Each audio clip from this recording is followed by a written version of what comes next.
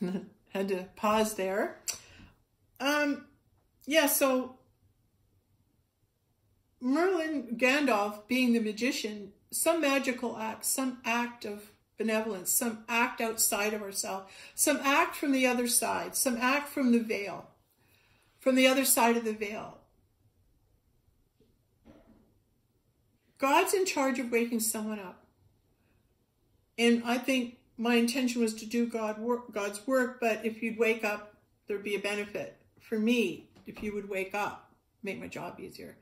Well, maybe my job's not supposed to be easy. Maybe all the stuff that's coming through is meant to be taught, and this is exactly the way it needs to be between us. Is that healing that needs to take place in the heart. The heart needs healing. The heart cannot move from fear and pain and doubt and hurt and being wounded, all right, to even reach to love. It's scared. It doesn't know it, and it resists it, okay? So the love, the very love in heaven that God is needing, that our knight is needing, he's afraid to go and get it. All right, he's afraid to go and get it. All right, so where does this come from? Arthurian legends, there's also a number of other sources of examples of the wounded king. I think we see the dragon fish god, the wounded kingfisher, Christ, Pisces the twin, like to fish. That was out of order. All right, hold on for a sec. So he's talking about, I'm going to recover. I'm recovering. What are we talking about? Okay, this is not in here. That's why the energy dropped. Okay, just see me fumble around. Wait, it's not where you're going. We'll drop the energy and you won't be able to focus. Oh, okay, now I can focus. All right, so let's learn about the wounded king, all right? The wounded king. Here he is sitting on his throne, all right? He's sitting on his throne and he's been pierced in the thigh by the lance of Saint Longinus, all right? It's the Spear of Destiny. Spear of Destiny. Oh, okay. I guess I have to just think about this for a minute as it comes through.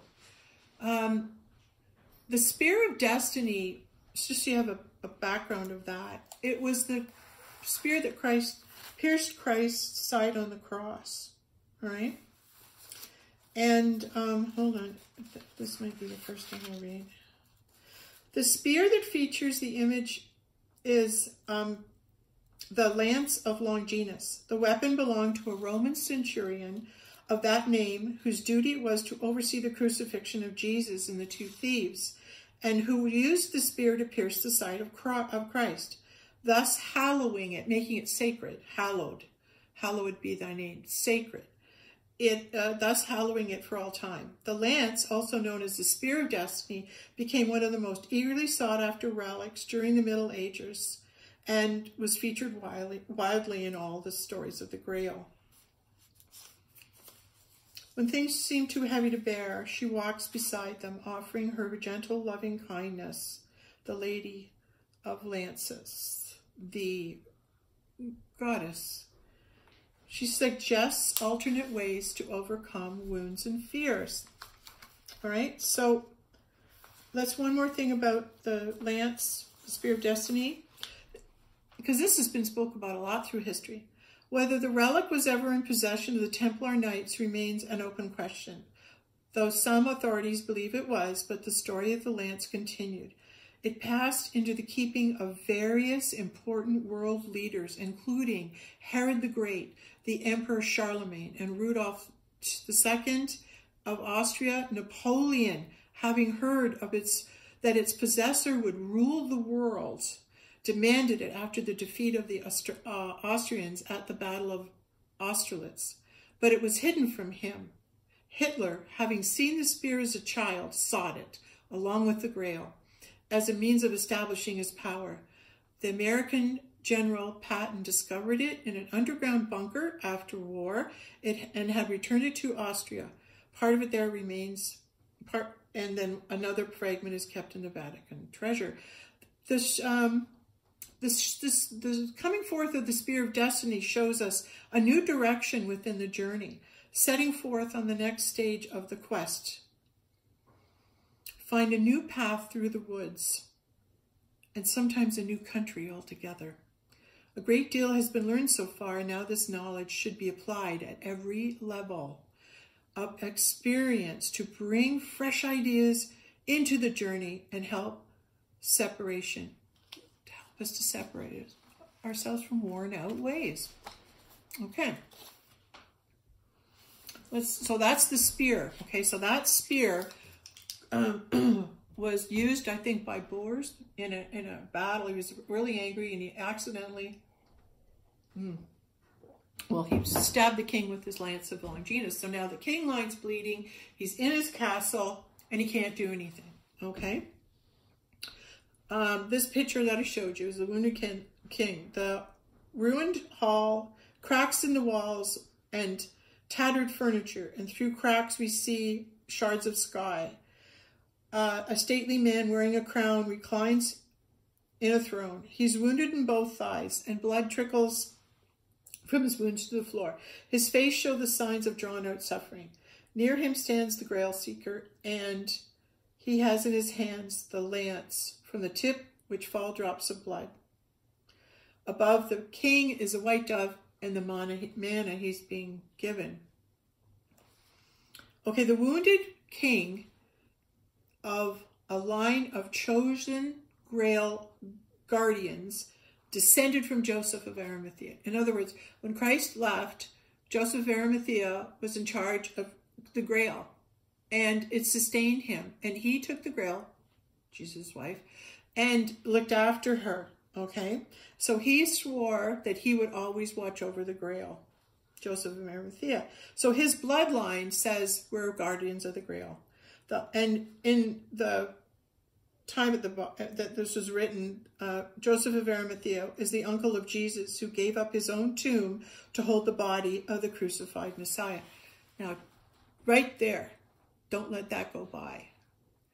Joseph of Arimathea gave up his own tomb, his own body, so Christ could come in. In other words, the ultimate sacrifice was, this is my living tomb. I'll give up my life. I'll let my life go so Christ can come in. And that's who Joseph of Arimathea is. He sacrificed his own life so Christ could come back down to earth. So he's to be honored. Honored, honored, honored. Okay, after the events of the resurrection, Joseph was thrown into prison, where he was sustained by a daily presence of a dove bearing a consecrated wafer in its beak. There he was visited by Christ, who entrusted him with the sacred vessel used to celebrate the Last Supper and instructed him in its mysteries. In other words, Christ came and showed Joseph of Arimathea how to be with his wife, but Joseph of Arimathea said, well, I'm leaving, you come in. Finally free from incarceration, Joseph set out with a group of followers to establish a colony in Europe, some say at Glastonbury or Somerset, and built a temple to house the sacred vessel. From the lineage of Joseph sprang a line of Grail kings, entrusted with its safekeeping. Most were devoted to their divinely appointed task, but one betrayed his duties and was inflicted with a wound that could only be healed by the destined Grail winner. Well, Galahad won, so you have to heal yourself. Until the day when the unknown champion arrives at the castle of the Grail, the wounded knight's life is preserved, and like Joseph before him, he's sustained by the daily arrival of a dove, bearing a holy wafer in its beak. Meanwhile, the castle itself falls into ruins, where the descendants of the Grail kings eke out their existence. What wounds do you carry? You see, I did some work on John Bradshaw, who I absolutely adore, and has helped me along my way immensely. That there's so much powerful truth coming through John Bradshaw's work and the work on the family and the inner child. It's incredible, and should be we should praise him for it and study and understand the truth that he's saying, because he's trying to explain to us that the spear, the wound, we all get it. We all get our heart wounded. Every one of us has been wounded, and your pain is no greater than my pain. I had to learn this. Even though what happened to you might appear on the surface worse than what happened to me.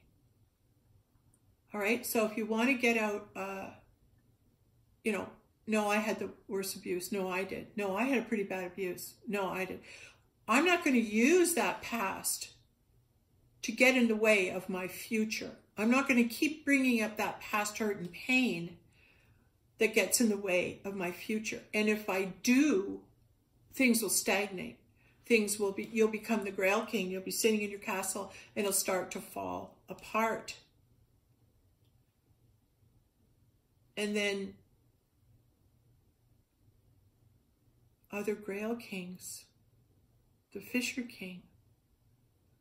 The Fisher King is the Grail King. And this is what else is coming through. Okay, next video.